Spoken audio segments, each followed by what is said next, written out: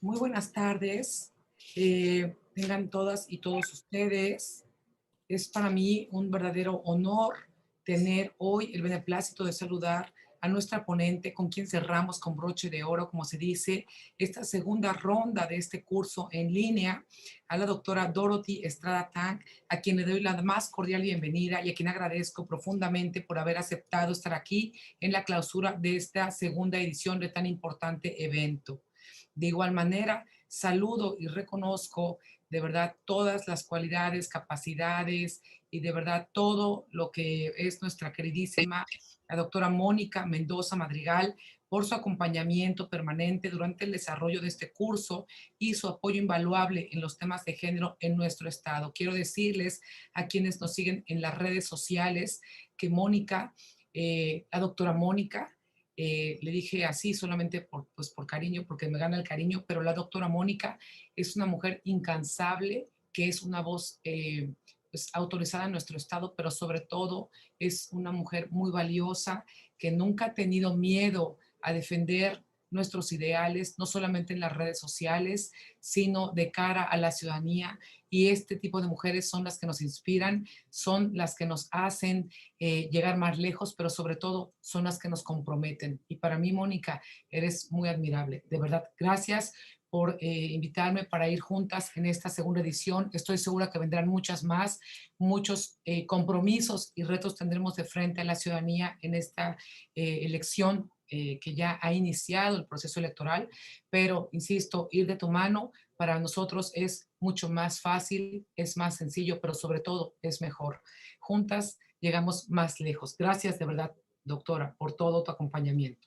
Contamos, por supuesto, con la presencia de la diputada Mónica Robles Barajas, quien ha sido una aliada en el Congreso local y principal impulsora en la armonización de leyes estatales en materia de paridad de género y violencia política contra las mujeres. Quiero destacarlo, me siento muy orgullosa de tener diputadas con la preparación y la investidura que hoy representa para nosotros la diputada Robles Barajas, porque además de ser una mujer preparada en las mejores escuelas del país y del mundo, es una mujer muy comprometida, una mujer, como se dice en nuestro estado, muy echada para adelante, pero sobre todo una mujer con muchas cualidades y una de ellas, desde mi perspectiva, en principio es el conocimiento, es de las pocas mujeres que conozco que tienen y que caminan de lado con su agenda, no solamente de igualdad, en pro de una mejor sociedad, sino sobre todo que en todas las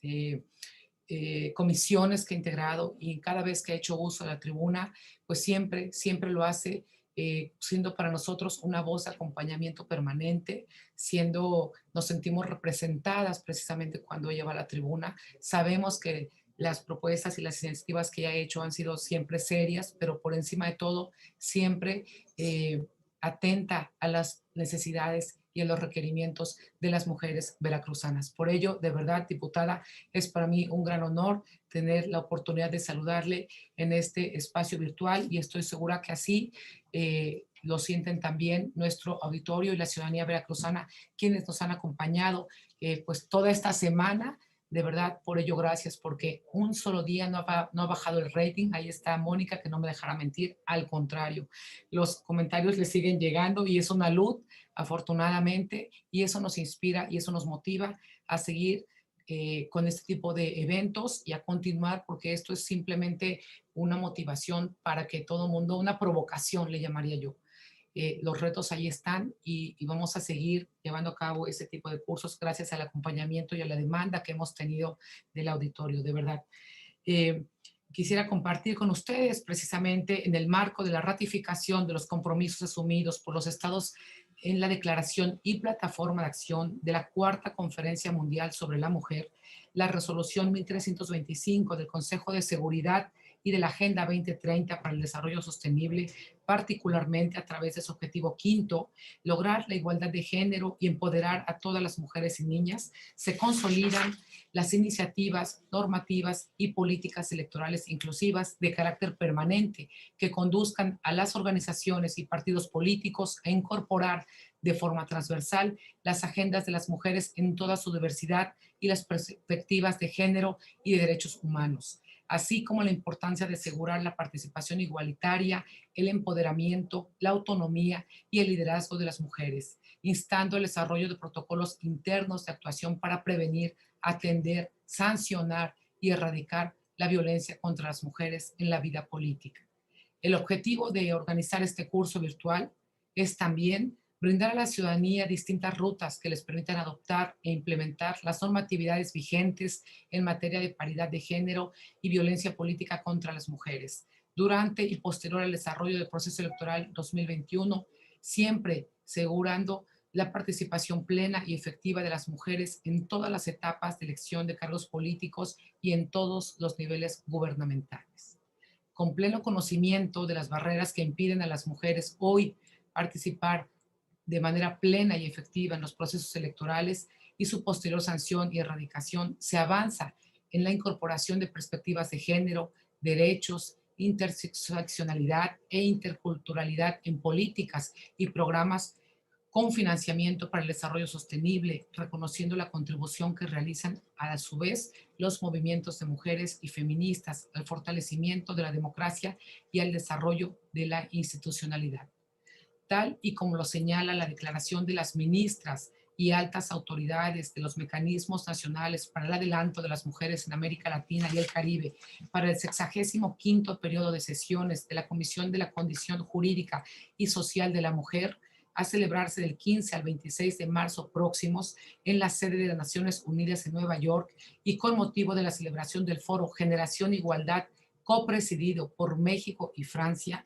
resulta fundamental que se diseñen y lleven en la práctica programas específicos para cerrar las brechas de género en términos de acceso, uso y habilidades en los ámbitos político, económico y social para fortalecer con ello las capacidades de las mujeres que en toda su diversidad participan en la vida política y pública.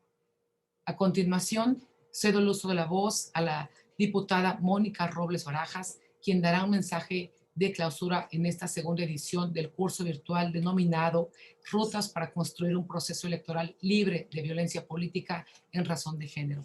Por favor, diputada, tiene usted el uso de la voz. Muchísimas gracias, magistrada, doctora Tania Celina Vázquez Muñoz, de verdad que te agradezco mucho las palabras que has referido hacia mí. Sin duda, la admiración y el respeto y el cariño es correspondido.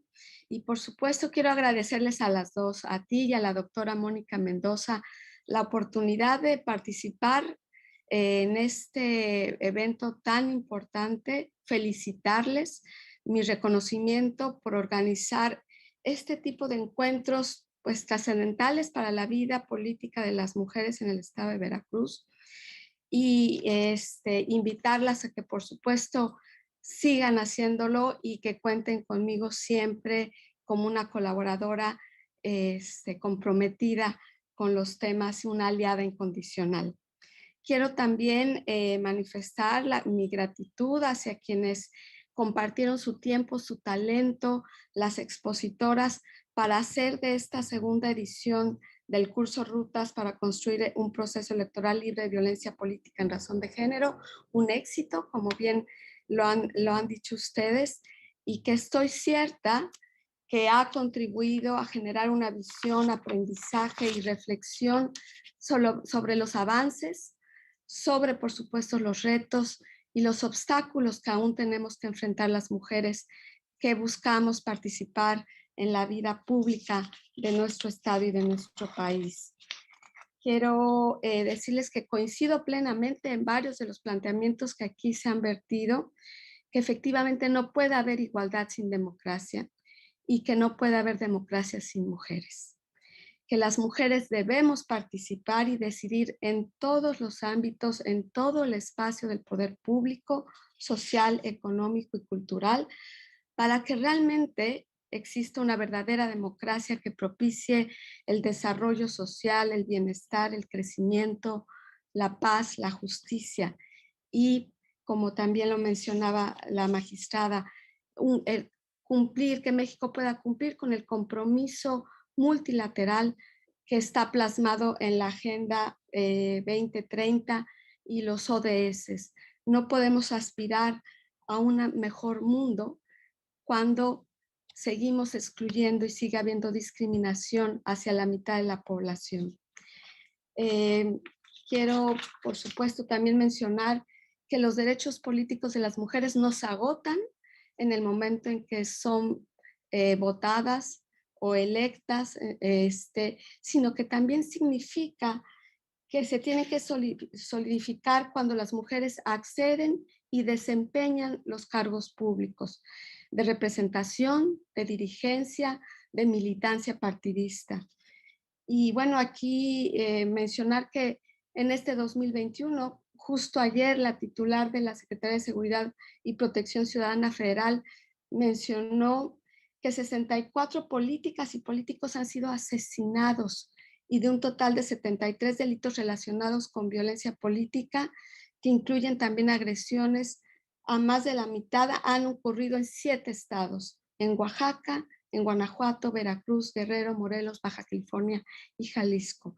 Es decir, nuestro estado desafortunadamente pues está en los primeros lugares donde esta violencia se ejerce, violencia política en general, pero particularmente la violencia política en razón de género contra las mujeres. Específicamente, hace unos días la magistrada presidenta del Tribunal Electoral de Veracruz, la magistrada Claudia Díaz Tablada, reveló que en lo que va del año se han presentado 12 denuncias por este delito por parte de servidoras públicas que han visto obstruido su desempeño y han sido violentadas en sus derechos políticos. Además, bueno, aquí quiero compartirles que yo misma he sido víctima de violencia política en razón de género y que fue justamente la hoy magistrada Tania, quien en ese momento era consejera del OPLE, que resolvió que por supuesto se acreditaba esta violencia hacia mi persona y que el presentar esta denuncia fue para mí pues una manera de comprobar congruencia, de demostrar congruencia, de alzar la voz, no nada más por mí, sino por todas las mujeres y una manera de sentar un precedente en el Estado, que quien violenta a las mujeres que participamos en el ámbito público, pues tendrá que pensarlo 2 veces porque habrá consecuencias. Y esta lucha, bueno, sin duda seguiremos siendo parte de ella, acompañando a este tipo de esfuerzos y que por supuesto ha sido un compromiso de mi parte personal, no reciente, que tiene muchos años que he venido impulsando la participación de las mujeres y ahora más que nunca que esta participación se dé libre de violencia.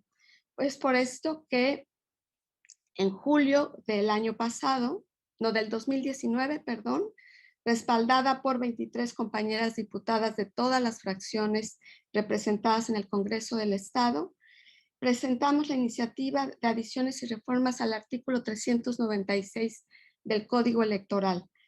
Fue aprobada en noviembre de ese mismo año para establecer la violencia política en razón de género como una causal de nulidad de una elección. Es decir, que hubiera una consecuencia inmediata y no como sucedía antes en que, bueno, aún si se acreditaba, pues ya el proceso y el resultado electoral no tenía ya ninguna modificación, no había un impacto en ese sentido.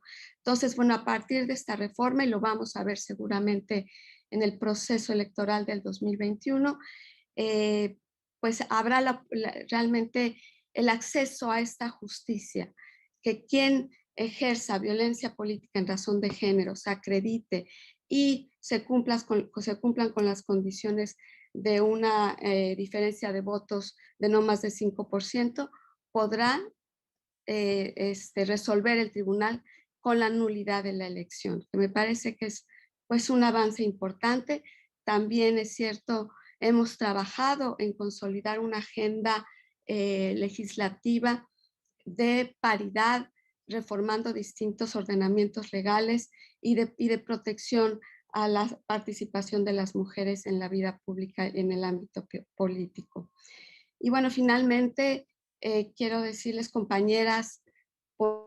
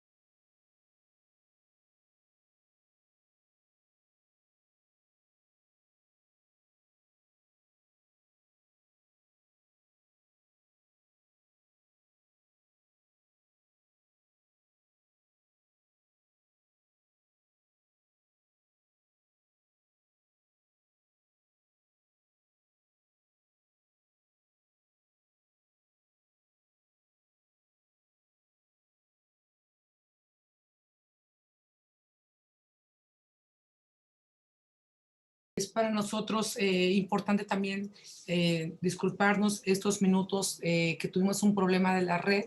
Es lo que sucede con los programas en vivos y la verdad con el tema de la red, pues que escapa a nuestras manos los temas tecnológicos. Pero bueno, agradecemos que estén con nosotros siguiéndonos en la plataforma y también le ruego por favor a la diputada Mónica Robles que concluya su mensaje tan emotivo e importante que nos estaba dando. Por favor, diputada. Muchas gracias, muchas gracias. Pues quiero finalizar nada más diciendo que suscribo totalmente la necesidad y oportunidad de generar este tipo de coaliciones de género que afiancen las alianzas entre mujeres y que también abonen a la expansión de una mayor capacitación para las mujeres que ya están ocupando cargos y puestos de tomas de decisiones. Y por supuesto, reiterar que quienes hemos vencido el techo de cristal y logramos conquistar un cargo, un espacio de acción y de decisión, tenemos el deber primordial de promover el adelanto integral de todas las mujeres. Nos une la violencia que padecemos, nos debe de unir aún más el erradicarla. Muchas gracias y felicidades a todas. Muchas gracias, mi querida diputada.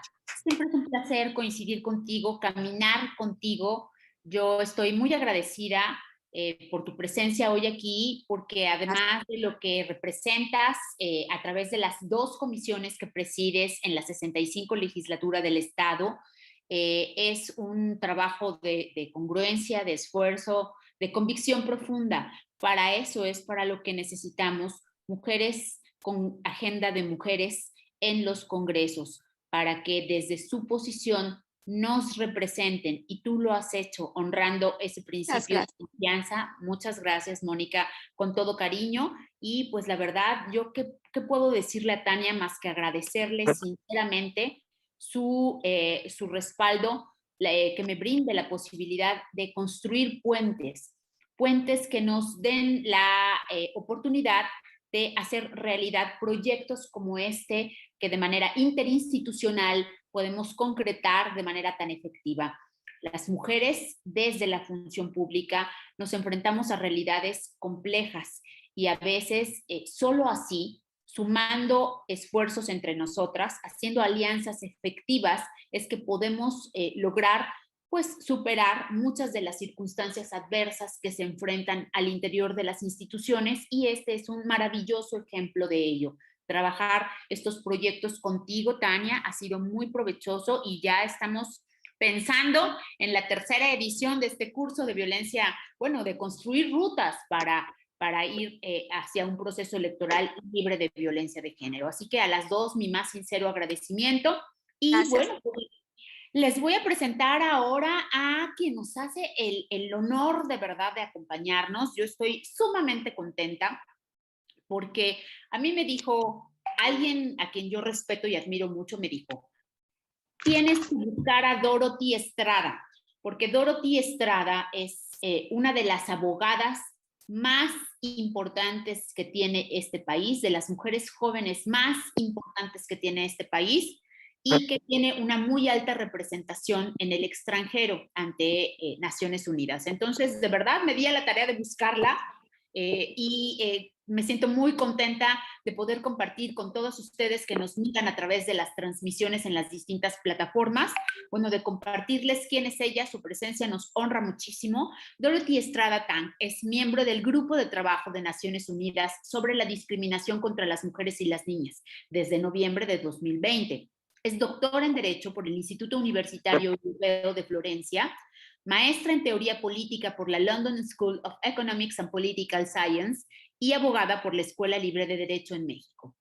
Actualmente es profesora contratada, doctora en Derecho Internacional Público y Relaciones Internacionales en la Facultad de Derecho de la Universidad de Murcia, en España, en donde vive. Por eso hicimos el cambio de horario, porque son muchas horas de diferencia con Dorothy. Es vicedecana de Relaciones Internacionales y directora de su clínica jurídica. Es abogada y académica de Derecho Internacional Público, Derechos Humanos, Seguridad Humana, Igualdad de Género, Derechos Humanos de Personas Migrantes y Refugiadas, Personas con Discapacidad, Derechos Económicos, Sociales y Culturales y Empresas Transnacionales de Derechos Humanos. Goza de una experiencia profesional de 15 años. Ha trabajado en la Secretaría de Relaciones Exteriores, en la Oficina en México del Alto Comisionado de Naciones Unidas para los Derechos Humanos, en la Comisión de Derechos Humanos del Distrito Federal, en ONU Mujeres y en la Suprema Corte de Justicia, en proyectos con InMujeres. Y bueno, ella es Dorothy Estrada Tan, quien ahora nos hará el favor de compartirnos su ponencia magistral con la que estaremos clausurando los trabajos de este curso. Con ustedes, Dorothy Estrada. Muchísimas gracias. Muchas gracias a la doctora Mónica Mendoza por esta feliz coincidencia de sí habernos contactado y habernos encontrado. Muchísimas gracias al Centro de Estudios para la Igualdad de Género y Derechos Humanos del Congreso del Estado de Veracruz. Muchas gracias a la doctora Tania Vázquez Muñoz, magistrada del Tribunal Electoral del Estado de Veracruz, a la diputada Mónica Robles Barajas, a todas las diputadas, diputados, personas asistentes. En general, muchísimas gracias por la invitación, de verdad, y por la oportunidad de compartir aquí con ustedes en esta clausura de la segunda edición de las rutas para construir un proceso electoral libre de violencia política por razón de género, algunas reflexiones en torno a lo que se ha hecho y se puede hacer y seguir haciendo en el entorno internacional, pero conectado a la realidad local de las mujeres y a la lucha precisamente en contra de la violencia política por razón de género y de la violencia en general y la discriminación de un modo más amplio en contra de las mujeres y de las niñas en México y en todas partes del mundo, porque sabemos que por desgracia es un fenómeno que desde regímenes dictatoriales y autoritarios hasta democracias estables donde en general los derechos se tienen por protegidos y garantizados, sigue, por desgracia, estando presente la violencia de género en diferentes niveles, con diferentes grados de seriedad, con diferentes manifestaciones, pero es una lacra que no se ha podido erradicar de ningún país del mundo. En ese sentido, precisamente ha sido una preocupación de la comunidad internacional y ahora que estamos hablando sobre violencia política en razón de género y además sobre las diferentes formas de violencia que se han visto exacerbadas en el contexto de la pandemia, me gustaría hacer un poco de recordatorio histórico de cómo se fueron construyendo las normas que pueden proteger a las mujeres en contra de esta violencia. Como sabemos, la arquitectura, por así decirlo, la construcción internacional de estas normas viene desde la Carta de Naciones Unidas, firmada en 1945, como sabemos, al término de la Segunda Guerra Mundial, una tragedia humanitaria y también financiera terrible, pues los países se juntan para tratar de tener mecanismos políticos y jurídicos también de evitar una nueva masacre de esa magnitud. Es verdad que aún después de 1945 han sucedido masacres y por supuesto problemas de conflictos armados y de fenómenos que aunque no se presenten en conflictos armados, como la violencia contra las mujeres que cruza todo el ámbito tanto de los conflictos armados como de países en situación de paz o de estabilidad fuera de lo que toca a la vida de las mujeres, no se ha podido evitar del todo. Sin embargo, tenemos estas herramientas que han construido la comunidad internacional que han servido en muchos ámbitos y que pueden servirnos aún más, que es también una invitación en ese sentido. Con la Carta de Naciones Unidas, pues, en 1945 se establece ya desde la propia Carta, desde este tratado internacional, que se van a proteger los derechos humanos, que los estados se comprometen a proteger los derechos humanos y explícitamente se dice la igualdad entre mujeres y hombres. Claro, la Carta de Naciones Unidas tiene una disposición bastante general en este sentido, ¿no? Nos habla de los derechos humanos, pero tampoco nos especifica cuáles son. ¿Qué es lo que pasa después? Pues unos años después, en 1948, como sabemos, se adopta la Declaración Universal de los Derechos Humanos, donde ahí sí se concretiza y se establece específicamente cuáles son exactamente los derechos que corresponden a las personas con base en su dignidad humana y por el simple hecho de ser personas. Y ahí se establece, digamos que un catálogo o una lista de derechos, desde los derechos civiles y políticos, vida, libertad de expresión, integridad corporal, libertad de prensa, ¿no? Los derechos humanos clásicos, civiles y políticos, hasta también los derechos económicos, sociales y culturales, educación, derecho a la salud, derecho al trabajo, derecho a participar en sindicatos, derecho a acceder a la cultura. Todos estos derechos humanos que se especifican se enlistan con igual prioridad y con la misma jerarquía. Es decir, no se establece que algunos sean más importantes que otros o que haya que proteger unos primeros y otros después. Y se reconoce también que todos estos derechos humanos corresponden a todas las personas. Se reconoce la universalidad de esos derechos humanos. Sin embargo, como sabemos, la Declaración Universal de los Derechos Humanos no es un tratado internacional, no obligaba por sí mismo a los estados y por tanto el siguiente paso lógico para los países sería adoptar un tratado internacional de los derechos humanos, ¿verdad? Una vez que nos hemos puesto de acuerdo en cuáles son esos derechos humanos en la declaración y que corresponden a todos, por supuesto incluidas mujeres y niñas, pues vamos a hacer un tratado internacional que, como se dice frecuentemente, tenga dientes, tenga mecanismos jurídicos de exigibilidad y de justiciabilidad para esos derechos y para tener alguna vía de exigir el cumplimiento cuando se violen.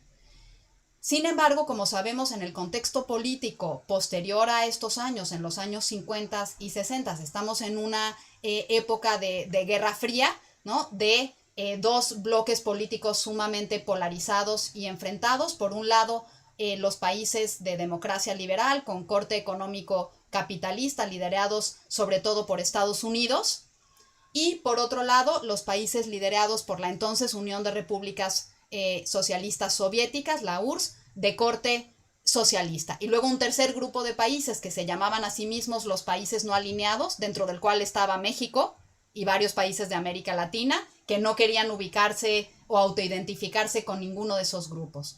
Pues bien, los países de tipo democracia liberal capitalista defendían que había que hacer un tratado internacional solo sobre los derechos civiles y políticos, los clásicos, los que verdaderamente requerían también una vigilancia internacional. Y decían, por ejemplo, la libertad de prensa, esos derechos a la vida, la integridad corporal que mencionaba. Mientras que del otro lado, los países del bloque socialista decían, hay que proteger también jurídicamente los derechos económicos, sociales y culturales. Decían, porque ¿de qué te sirve tener libertad de prensa y que la gente pueda publicar lo que quiera si quizá la mitad de tu población no sabe leer o escribir? Uno va de la mano del otro. Tan importante es el derecho de libertad de prensa como el derecho a la educación. Y por tanto, tendríamos que proteger jurídicamente a todos estos derechos. Decían los países socialistas, más la educación, ¿verdad?, que la libertad de prensa.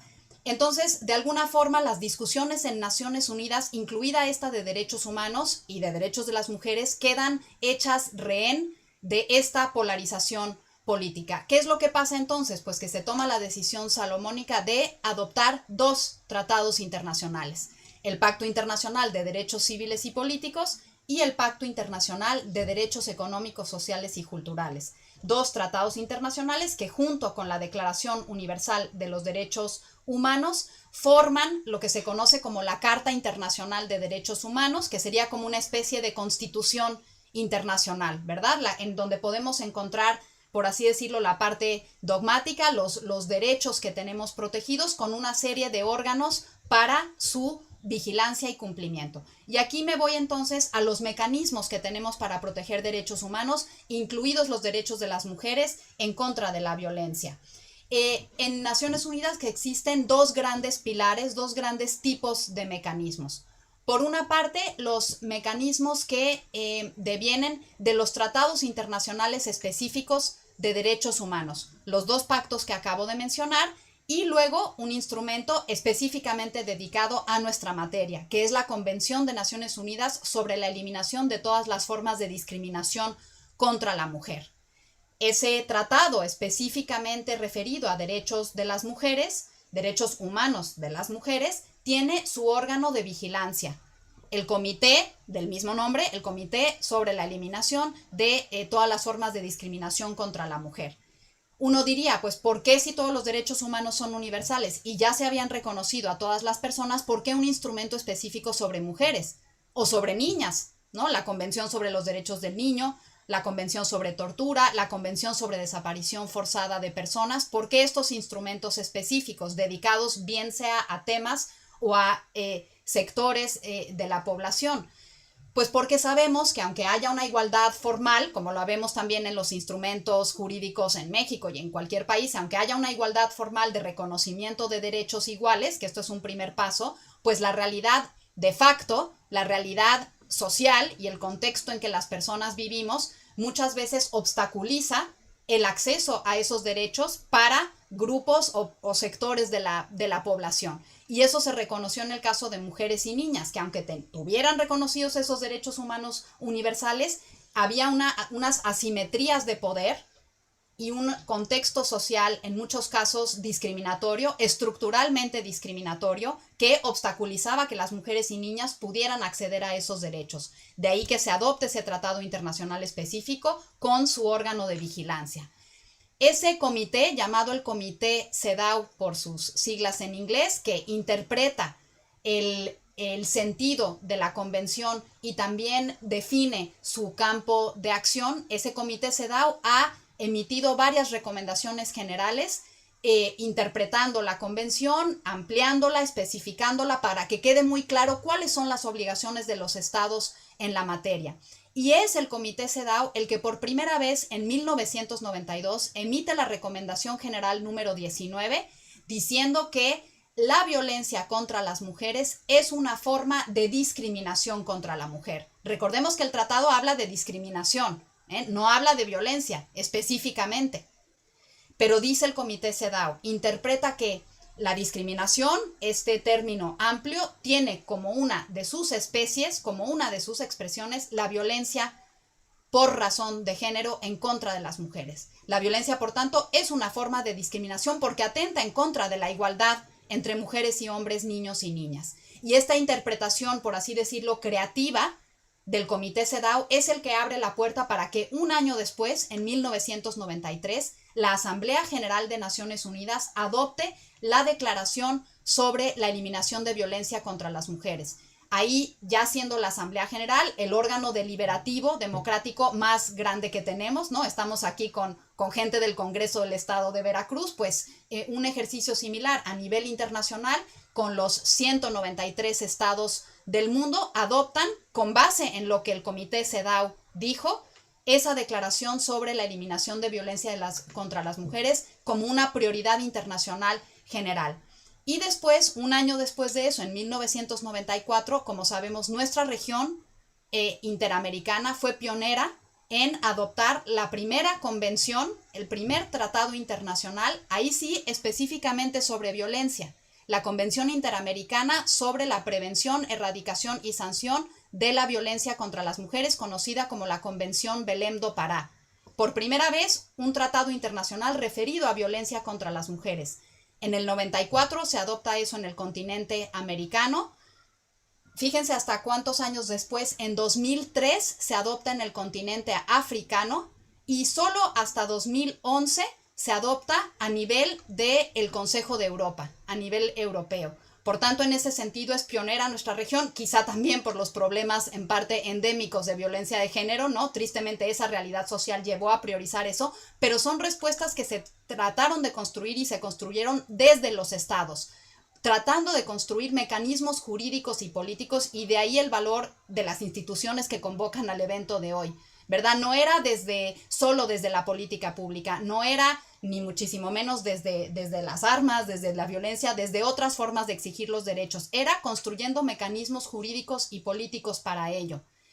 Y de ahí se van desarrollando distintas formas de entender la violencia.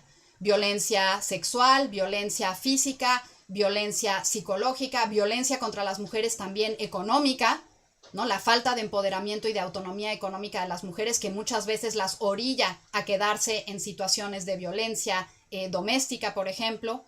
Y también lo que se ha trabajado recientemente en el ámbito internacional, la violencia obstétrica, el tipo de violencia que experimentan las mujeres durante el embarazo, parto y posparto, que también tiene expresiones de violencia que no se habían contemplado recientemente, o antes, ¿no? O sea, que fíjense cómo de instrumentos anteriores de años atrás se han ido interpretando de forma que se amplíe, se entienda mejor, se modernice también el entendimiento que tenemos sobre la violencia contra las mujeres, y se ha también incluido por el Comité CEDAW precisamente la violencia política por razón de género. Es también una manifestación de la violencia que pues se está abordando en varios países, incluido en México, como sabemos.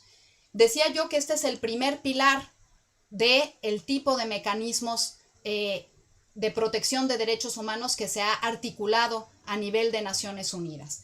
Y por otro lado encontramos de forma paralela y complementaria los mecanismos de protección de derechos humanos que provienen directamente de la Carta de Naciones Unidas, no de un tratado específico de derechos humanos, no del tratado sobre mujeres o sobre niños o sobre personas migrantes, sino directamente de la Carta de Naciones Unidas. La Asamblea General tiene un subórgano que se llama el Consejo de Derechos Humanos, que elige a ciertas personas que forman ciertos mecanismos para proteger los derechos humanos. En ese segundo bloque, en ese segundo pilar, se encuentra el grupo de trabajo al que tengo el honor de pertenecer, el grupo de trabajo sobre la discriminación contra las mujeres y las niñas, y otro mecanismo que se llama la Relatoría Especial sobre Violencia contra la Mujer. De forma que coexisten estos dos pilares, los órganos de tratados específicos de derechos humanos y aquellos órganos que provienen directamente de la Carta de Naciones Unidas. ¿Por qué? ¿Por qué estos dos pilares? ¿No sería repetitivo o no se solapan sus funciones?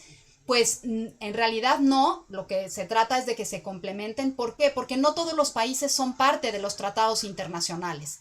Por ejemplo, del Tratado sobre Eliminación de Violencia contra la Mujer, hay varios países que no son parte, hay varios países que ponen reservas, como los países, varios países árabes ponen reservas, son parte pero ponen reservas al cumplimiento del tratado, y por tanto estos otros mecanismos complementarios buscan proteger los derechos de que se trate, en nuestro caso como grupo de trabajo, a los derechos humanos de las mujeres y las niñas en todas partes del mundo, seas o no Estado parte del tratado internacional. Y nosotros como grupo de trabajo utilizamos no solo la Convención sobre Eliminación de Violencia contra las Mujeres, sino todas las diferentes herramientas jurídicas que tenemos a nuestro alcance que impactan de alguna forma los derechos humanos de las mujeres y las niñas. Por ejemplo, piensen en la Convención contra la Tortura, piensen en ciertas formas de violencia sexual, piensen en las revisiones que son invasivas corporalmente a las mujeres cuando las detienen o cuando están en estaciones migratorias, por ejemplo. Eso son derechos de las mujeres, claro, pero también se viola la Convención contra la Tortura. Por lo tanto, nosotros en el grupo de trabajo utilizamos todas las diferentes herramientas jurídicas que tenemos para señalar violaciones a los derechos humanos de las mujeres y las niñas o actos que tienen un impacto desproporcionado en las mujeres y las niñas, lo que se llama la discriminación indirecta, ¿verdad? Alguna norma o política pública que no es que diga se prohíbe que las mujeres sean diputadas. No lo dice la norma así, no te lo prohíbe expresamente, pero es que resulta que cuando ves la aplicación de la norma, por ejemplo, que las personas solo pueden ser diputados, pueden iniciar a ser diputados, por ejemplo, hay países que establecen ciertas restricciones a que tienen que empezar a ser diputadas cuando sean menores de 30 años de edad. Pues eso tiene un impacto desproporcionado en las mujeres. ¿Por qué? Porque por la misma fisiología de la mujer y la etapa reproductiva de muchas mujeres, pues ellas no podrían acceder a ciertos puestos sino hasta después de la etapa reproductiva, que es después de cierta edad. Entonces hay normas, políticas públicas que puede que no prohíban el acceso a los derechos de las mujeres, pero que de facto tienen un impacto desproporcionado en las mujeres, y esto también lo señalamos en el grupo de trabajo. Y lo hacemos a través de 3 funciones principales. Una, tenemos la facultad jurídica de recibir comunicaciones de mujeres, de ONGs que nos señalen que se estén cometiendo actos de discriminación, que aquí no solo de violencia, sino también de discriminación en todas sus diferentes variantes, y de entrar en un diálogo con el Estado de que se trate, señalando esas violaciones que nos han llegado o cuya información nos ha llegado. Normalmente el Estado trata de seguir las recomendaciones que damos, bueno, trata de informarnos de qué es lo que está pasando y trata de seguir las recomendaciones que damos. Por darles un ejemplo, de todas las comunicaciones que enviamos a los estados con base en información que recibimos de posibles casos discriminatorios, recibimos respuesta positiva y de que los estados están tratando de implementar nuestras recomendaciones en un 70% de los casos, ¿no? Entonces, el grupo de trabajo tiene un mecanismo que, si bien no es jurídicamente obligatorio, no directamente por lo menos, sí tiene una vía de acceso más fluida con los estados, porque también parte de nuestro mandato recibido del Consejo de Derechos Humanos es entablar un diálogo constructivo con los estados, decirles cuáles son las mejores prácticas. O sea, por ejemplo, pensando en el caso de México, pues la reforma constitucional en materia de paridad de género, cómo se hizo, qué grupos sociales estuvieron detrás, cómo se presentó en los diferentes congresos, cómo se llevó a cabo la reforma, cómo se contraargumentaron los obstáculos a eso. Y esa experiencia positiva nos toca a nosotros, digamos, recopilarla, recibirla, y se puede hacer notar a otros estados en otras partes del mundo. ¿Cómo se ha hecho para atender la violencia? Por ejemplo, los lugares de refugio para las mujeres víctimas de violencia doméstica, o fondos económicos para mujeres y sus hijos que puedan salir del ciclo de la violencia. Hay muchas experiencias buenas que están funcionando, que digamos que nosotros sistematizamos, documentamos, recopilamos y que hacemos saber a los estados. Segunda función importante es que el grupo de trabajo puede hacer visitas oficiales a los estados. En el caso de América Latina, el grupo de trabajo ha visitado Honduras, Perú y Chile. No se ha hecho visita oficial a México aún. Se hizo una visita informal en torno a la discusión de uno de los informes del grupo de trabajo, pero no una visita oficial, y así se ha hecho a distintas partes del mundo, lo que permite al grupo de trabajo entrar en contacto con organizaciones de la sociedad civil, por ejemplo, con los tribunales electorales, congresos de los estados, todos los diferentes actores a nivel ejecutivo, legislativo y judicial, federal y local, las comisiones nacional o estatales de derechos humanos, y documentar realmente de forma precisa cuáles son los problemas de discriminación contra la mujer y las niñas que se están viviendo, así como las experiencias positivas. Y se emite un informe de esas visitas oficiales al país con una serie de recomendaciones de dónde se tiene que poner atención y cómo se pueden hacer mejor las cosas desde la perspectiva del derecho internacional de los derechos humanos, ¿verdad? Ese derecho que ya decíamos se ha venido construyendo desde 1948 hasta la fecha. Tercera función del grupo de trabajo es realizar informes temáticos anuales que tenemos que presentar al Consejo de Derechos Humanos sobre distintos temas de prioridad. Les doy algunos ejemplos de los informes que ha hecho el grupo de trabajo. Uno sobre la discriminación en el ámbito familiar, social y cultural, ¿verdad? ¿Cuáles son las normas o las prácticas sociales, culturales, incluso religiosas, que fomentan o facilitan o permiten la discriminación contra las mujeres y las niñas, que no son igualitarias? Esto no necesariamente viene del poder público, viene también del contexto familiar y social en que nos encontramos. Se ha hecho un informe también sobre la discriminación contra las mujeres en el ámbito del trabajo, en el ámbito laboral. El informe que vamos a sacar este año es sobre salud y derechos sexuales y reproductivos de las mujeres y las niñas. El siguiente año, en 2022, se tiene pensado un informe sobre el activismo de las niñas, o sea, niñas y chicas, jóvenes, ¿no? Menores de 18 años, pero que están empujando con todo y poniendo temas en la agenda pública. Por ejemplo, si pensamos en el cambio climático, en la propia igualdad de género, pero no solo eso, sino también temas de justicia social, temas de protección ambiental, temas de precisamente de participación política de las niñas, de que se escuche también sus voces y se les abran espacio para escuchar sus inquietudes y ejercer sus derechos. Y el informe que tenemos pensado para 2023, ¿verdad? Ya desde ahora pensando esto, es sobre derechos económicos y sociales, ese segundo bloque del que hablaba al inicio, ¿verdad? Esos derechos a la educación, a la salud, al agua, que hoy en día se reconoce como un derecho humano, al trabajo, y cómo estos derechos se han visto desproporcionadamente impactando la situación de las mujeres, sobre todo en el contexto de la pandemia, ¿verdad? En este mundo de la pandemia y post pandemia, esperemos que lleguemos a vivir, queremos visibilizar ese impacto desproporcionado en las mujeres y las niñas y recomendaciones sobre cómo se puede atender, particularmente considerando que la pandemia ha revelado las carencias, las insuficiencias de nuestros sistemas en materia de salud, en materia de extrema pobreza, ¿verdad? Cómo una persona que no tiene hogar va a poder seguir las recomendaciones de quedarse en su casa o lavarse con frecuencia las manos, ¿verdad? Y eso ha quedado evidenciado de una forma muchísimo más cruda en la situación de pandemia. Entonces nos importa visibilizar esos derechos a la vivienda, al agua, a la educación, a la salud, especialmente en lo que toca a las discriminaciones múltiples e interseccionales, como decía la magistrada Tania Vázquez, que enfrentan las mujeres y las niñas.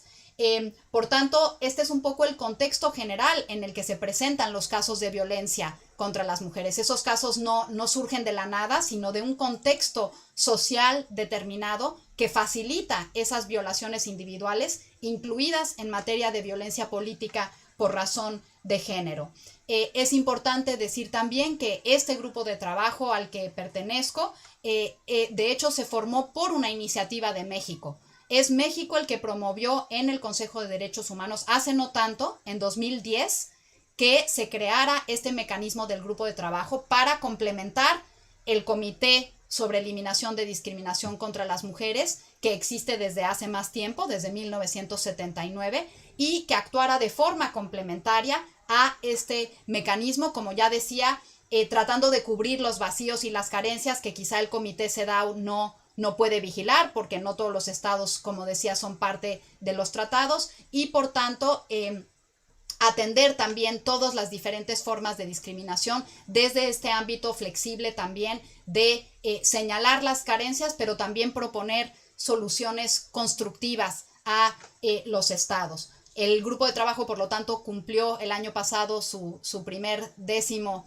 aniversario, y este grupo de trabajo, también lo comparto a nivel informativo, es un grupo de trabajo que se forma por 5 personas, somos 5 mujeres de distintas partes del mundo. Se sigue el principio, como en varios órganos de Naciones Unidas, de la representación geográfica proporcional, de que estén representadas todas las distintas perspectivas, tradiciones jurídicas y culturales en el mundo. Está una representante o una persona de los estados africanos, una mujer de Etiopía, otra mujer de Australia, otra mujer de Nepal y Estados Unidos, otra mujer de Croacia, y por mi parte como mexicana, que fui electa como representante del grupo de América Latina y el Caribe.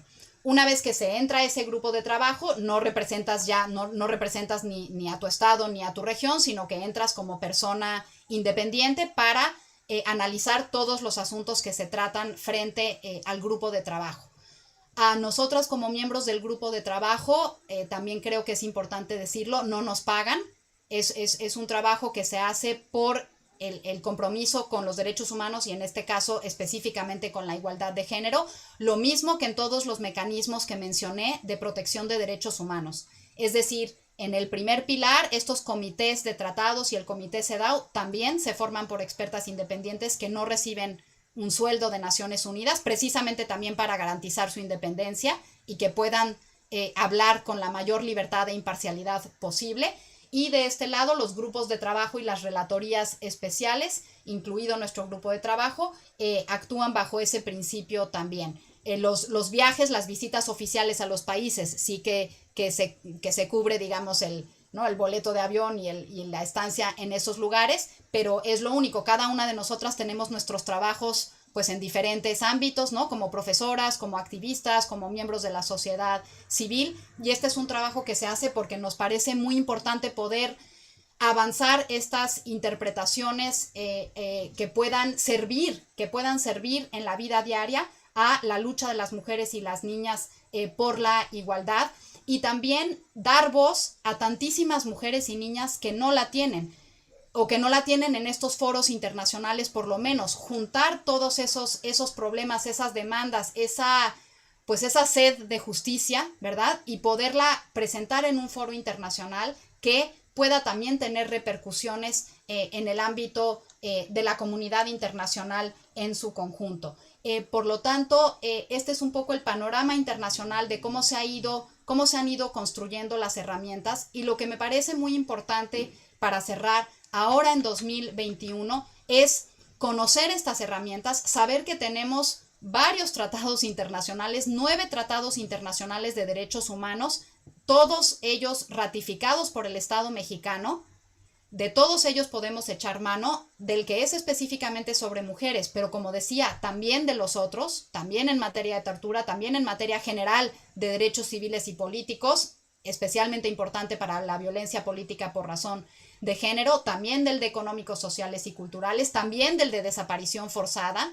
Pensemos simplemente en tantos casos de desaparición forzada en México que afectan a mujeres y niñas. Se puede echar mano de toda esta caja de herramientas que tenemos hoy, que no se tenía en los 50s, en los 60s, en los 80s, en donde muchas de pues nuestras precursoras, ¿no? Mujeres han ido abriendo brecha para esta lucha, y que se conozcan esos instrumentos, así como las diferentes interpretaciones, informes, comunicaciones que han ido haciendo estos mecanismos de protección de derechos humanos de Naciones Unidas para encauzarlos y concretizarlos en esa protección específica. Y doy 2 ejemplos sobre qué es lo que ha hecho el grupo de trabajo en utilizar esos instrumentos generales, pero aterrizarlos a la práctica y a la vida diaria de las mujeres. En diciembre de 2020, hace unos meses, se promovió en Argentina, como ustedes saben, la ley sobre la interrupción voluntaria del embarazo. El grupo de trabajo ya se había pronunciado antes en favor de la descriminalización del aborto, por lo menos en los 4 casos principales de violación a la mujer o a la niña, incesto, riesgo a la vida o a la salud de la mujer embarazada, o malformación fetal grave. Como ya se había pronunciado sobre eso el grupo de trabajo, nos piden un pronunciamiento también en torno a la discusión de ese proyecto de ley. El grupo de trabajo se pronuncia diciendo: el proyecto de ley es conforme al derecho internacional de los derechos humanos y serviría para avanzar la igualdad de género, y nos ponemos a disposición de la Cámara de Diputados y del Senado argentino si requieren mayor especificación sobre esto. Nos invitan al grupo de trabajo a presentar estas posturas ante el Senado argentino. Así lo hacemos, lo hice en mi caso, que soy la única que hablo español del grupo de trabajo, y tuve oportunidad de hacerlo en una sesión virtual en el Senado argentino, y por fortuna, por eso y muchos otros elementos, obviamente ese no es el único, pero se acaba, como saben, aprobando esa ley de interrupción voluntaria del embarazo el 30 de diciembre de 2020. Buena experiencia, ¿no? Experiencia esperanzadora. Del otro lado del espectro tenemos el caso de Honduras, que en enero de este año, de una criminalización que ya existía en el Código Penal, de prohibir el aborto, criminalizarlo en absolutamente todos los casos, incluyendo los 4 que mencioné, se eleva a rango constitucional. Nos pronunciamos en contra de esto como grupo de trabajo. Aún así, se aprobó la reforma constitucional, quizá, y al parecer así es, por voz de algunos de los diputados de Honduras, en parte como efecto péndulo, ¿no? Reaccionando ante lo que está pasando en Argentina y diciendo: no, pues no va a haber una marea verde por toda la región, nosotros nos oponemos a esto, pero el grupo de trabajo va a seguir ahí pronunciándose sobre la falta de conformidad de medidas como esta con el derecho internacional de los derechos humanos. puede que no se gane la batalla ahora mismo.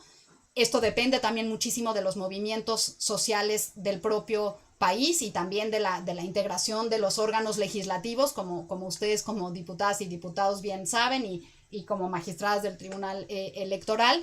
Pero es una lucha que hay que dar porque tenemos los instrumentos para hacerlo. Y me parece, por tanto, fundamental que en 2021 hagamos estos dos ejercicios. Uno más de abajo hacia arriba, de fortalecer los movimientos sociales, los movimientos feministas, de unir los movimientos feministas, cada uno con su diversidad, con sus objetivos específicos, con sus luchas particulares, pero buscando los puntos de coincidencia y esos puentes de los que hablaba la doctora Mónica Mendoza, y fortalecer esos movimientos para exigir, para ejercer los derechos, porque sabemos que derecho que no se ejerce, derecho que se pierde, y hay que hacer eso un poco, como digo, de abajo hacia arriba. Y al mismo tiempo, de arriba hacia abajo, desde las instituciones, promover las reformas normativas de política pública, institucionales, políticas a nivel macro, como se ha hecho en México en materia de paridad de género, para que eso se una, digamos, a esos movimientos sociales y a esas exigencias y se haga posible esa concretización de los derechos humanos de las mujeres y las niñas y la igualdad de género y la erradicación de todas las formas de violencia, incluida la violencia política por razón de género. Muchas gracias, yo lo dejo ahí y quedo a su disposición para cualquier pregunta o comentario. Mi querida Dorothy, qué visión tan amplia nos has aportado, desde luego, desde tu mirada, desde tu aporte. Tania, no me dejarás mentir, Mónica, yo estoy segura que ustedes también quieren comentar algo respecto a esta ponencia tan extraordinaria que nos ha compartido Dorothy. Gracias, pues en primer lugar felicitarte, Dorothy, por traernos esta visión global que finalmente es la que necesitamos también enmarcar precisamente en esta ruta que estamos trazando para lograr erradicar no solamente la violencia política en razón de género, sino también de dar a conocer y difundir que los derechos, como bien lo dices, los derechos humanos están allí, ya están protegidos, los tratados internacionales dan cuenta de ello y que nos toca a nosotros como autoridades, desde los diferentes ámbitos, implementar, echar mano de ellos, pero sobre todo conocer y difundir. Eso me parece también fundamental. Y bueno, muy interesante saber cómo se llevan a cabo estos grupos de trabajo que finalmente pues nosotros no conocíamos. Yo no tenía el gusto de saber exactamente con tanta precisión. Y bueno, me queda muy claro que entre todas las áreas de aprendizaje y de conocimiento que tú nos has detallado, para nosotros es fundamental que nuestro paraguas esté bajo la mirada primordialmente de la Convención de Belém do Pará y la CEDAW por sus siglas en inglés, pero que evidentemente todo lo que lastima y afecta a nuestras mujeres y niñas como sociedad, pues también lamentablemente están involucrados muchos derechos humanos que se encuentran allí, pues amparados también en diferentes tratados internacionales. Entonces, a mí me parece fundamental que como abogadas y abogados y finalmente como parte también de la sociedad civil, tengamos la claridad de que los derechos ahí están y que se trata nada más de recogerlos. A veces en nuestra legislación nos falta argumentar y lo que debemos hacer nosotros como autoridades es buscar más allá, buscar que esos temas ya están analizados por ustedes los expertos en el área internacional y que finalmente los podemos traer aquí a través de una mirada precisamente como tú bien lo indicas, no solamente del conocimiento y que nos permite el artículo primero a través de esa mirada de poder ver todo a través de los derechos humanos y de su protección constitucional en el ámbito también internacional. Para mí de verdad, es un placer escucharte, Dorothy, tu compromiso, tu capacidad, tu conocimiento, tu destreza en el tema global y que finalmente pues nos representas a todas las mujeres y hombres que hoy estamos atentamente escuchándote y que finalmente pues tus capacidades y tu trayectoria dan cuenta de ello. Muchas gracias, Dorothy. Muchísimas gracias, Tania. Muchas gracias. Muchas gracias, magistrada. Mi querida diputada, ¿algo que tú quieras comentar? Bien, si no tienen inconveniente, voy a referir algunos de los comentarios que hemos recibido a través de las múltiples plataformas que son muy interesantes. Rosa María Bautista, te felicita, Dorothy, Sara Gabriela Palacios, Marta Mendoza Parisi. Sandra Vázquez habla, por ejemplo, sobre el tema de que hay muchas niñas que no se registran porque están en una situación de padres en temas de desaparición. Entonces, que ese es un tema importante y que, bueno, muchas de las mamás pierden sus derechos en ese sentido, ¿no? Quetzalcóatl Águila Tigre nos vuelve a compartir aquí con gran preocupación y vehemencia la situación que se vive por parte de la síndica del Ayuntamiento de Coatzacoalcos, que vive violencia política de parte del presidente municipal, lo ha externado en diferentes de las conferencias y bueno, yo me siento en la obligación, en el deber de por lo menos dar lectura a sus comentarios para compartir este sentir, ¿no? Esme Pompa dice, muchas gracias por la información, nos ayuda mucho para poder conocer mejor nuestros derechos. Leonardo Saleta te felicita mucho, dice que tu visión nos permite trazar rutas para la construcción pues de la mejora de nuestros derechos, ¿no? Quiero rescatar aquí un mensaje. Sabina Martínez Pinto también comenta que el día de hoy presentó ante las instancias legales correspondientes su denuncia por violencia política, ya que se le está negando el derecho a recibir una licencia sin goce de sueldo en su desempeño como funcionaria pública en el gobierno estatal, porque quiere contender por una candidatura política y no se le está permitiendo esa situación. Y bueno, tenemos muchas personas conectadas en ambas plataformas. No sé si quieras hacer algún comentario de manera general, Dorothy, con respecto a esto que se ha señalado.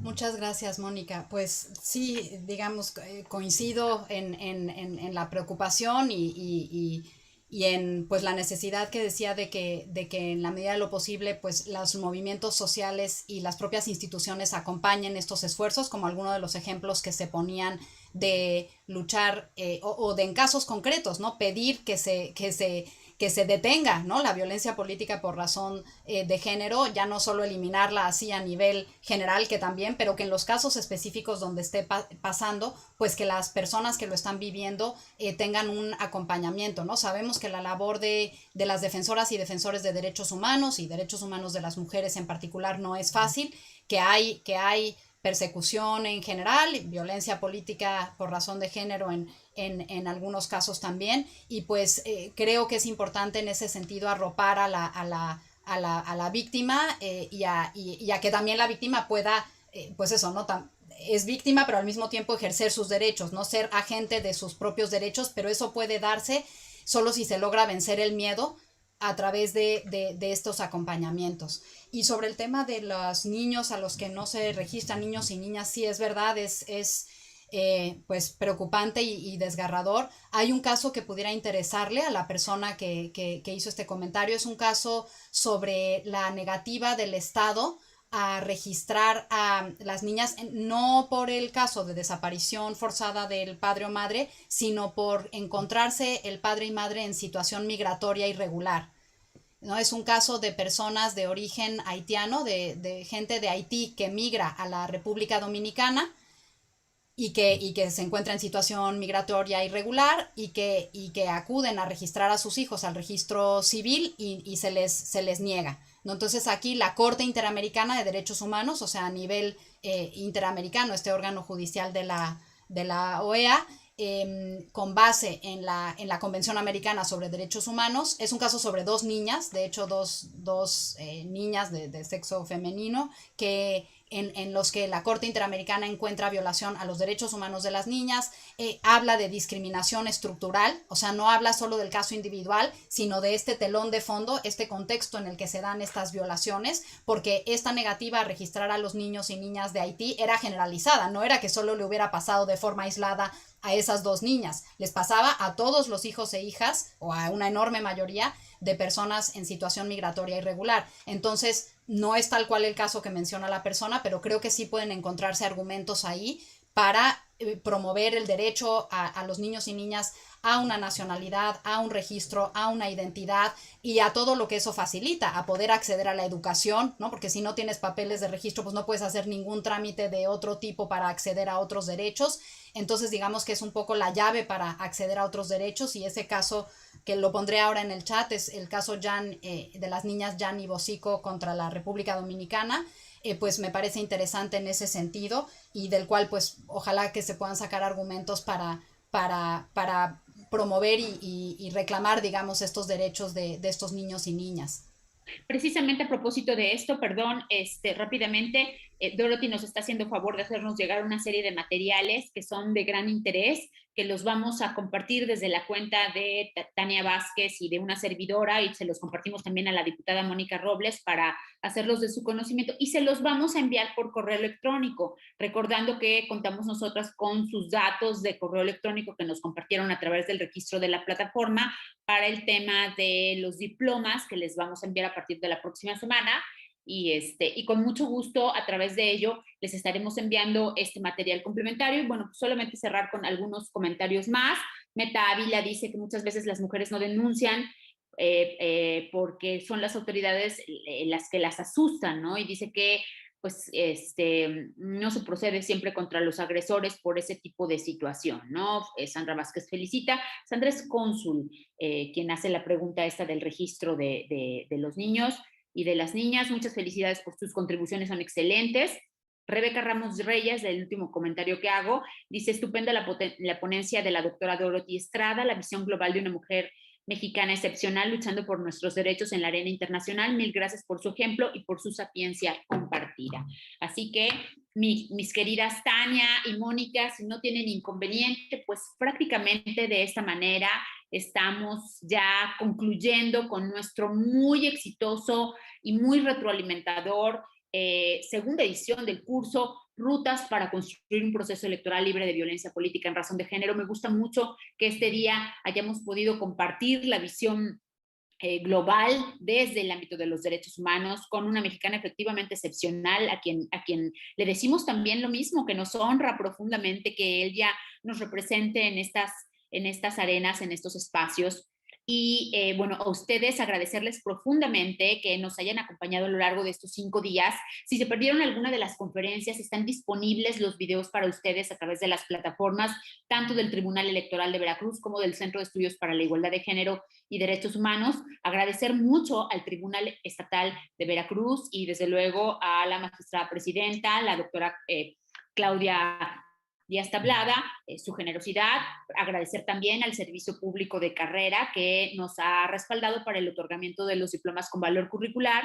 Y bueno, pues señalar eso, ¿no? Que sin mujeres no hay democracia posible. Entonces necesitamos construir formas más participativas, igualitarias, paritarias, de considerar las participaciones de las mujeres para construir una civilización global que sea mucho más paritaria y respetuosa de nuestros derechos humanos. A ustedes, a las 3, muchas gracias. Mi querida Tania, ha sido un placer compartir contigo este curso. Vamos a ver en una tercera edición. ¿Qué dices?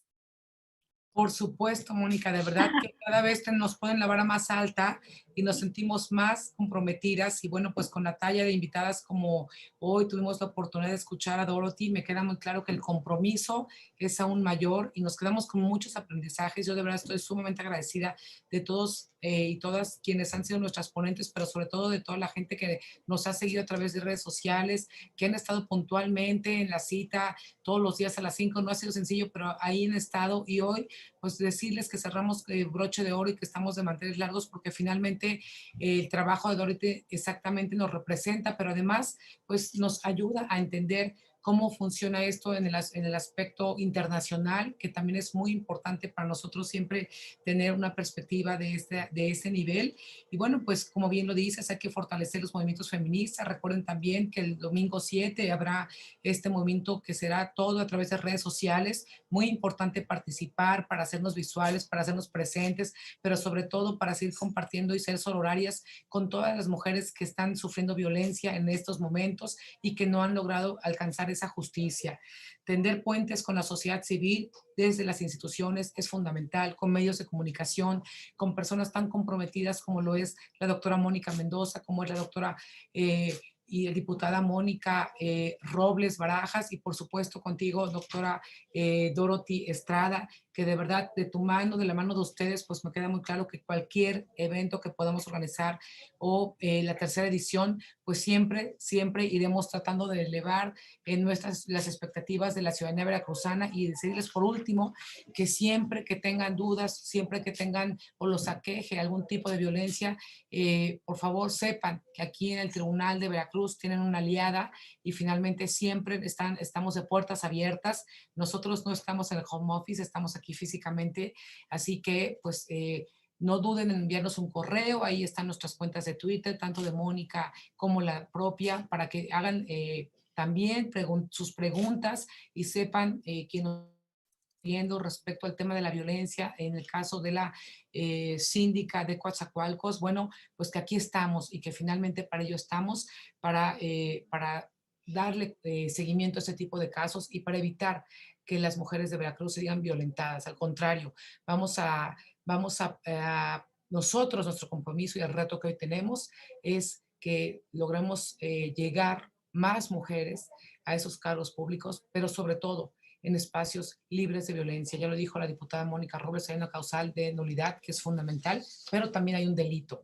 Entonces, no duden en recurrir a nosotros, a la instancia que aquí estamos de lleno para apoyar, siempre conocer y sobre todo, pues finalmente para servir a nuestro Estado. Así que muchísimas gracias de verdad, Mónica, por tu lucha incansable, por tu capacidad, tenacidad, talento y todas las cualidades de las que dan cuenta nuevamente hoy en este foro tan importante. Muchas gracias, yo estoy muy agradecida con ustedes y con quienes nos han seguido a través de las redes sociales.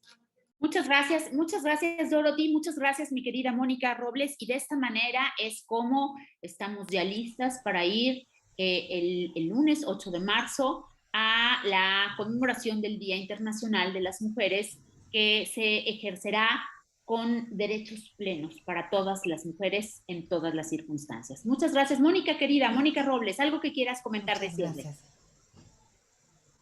Reiterar nuevamente, de verdad, felicitarles a ti, Tocaya, a Tania y por supuesto a Dorothy por la cátedra que nos diste el día de hoy y pues invitarlas a que esto se siga continuando. Tenemos mucho que hacer todavía, entre más mujeres participamos, bueno, habrá que seguir apoyando a las mujeres que ahora entran a la vida pública y reiterarles pues mucho éxito, felicitarlas y mandarles un abrazo con mucho cariño. Muchas gracias. Hasta luego. Que tengan una buena tarde. Gracias por acompañarnos. Gracias. Estén pendientes de sus diplomas. Hasta luego. Gracias. Muchas gracias. También para ti te vamos a mandar tu diploma, Dorothy. Muchas gracias. Muchas gracias. Hasta luego. Gracias. Bye. Hasta luego.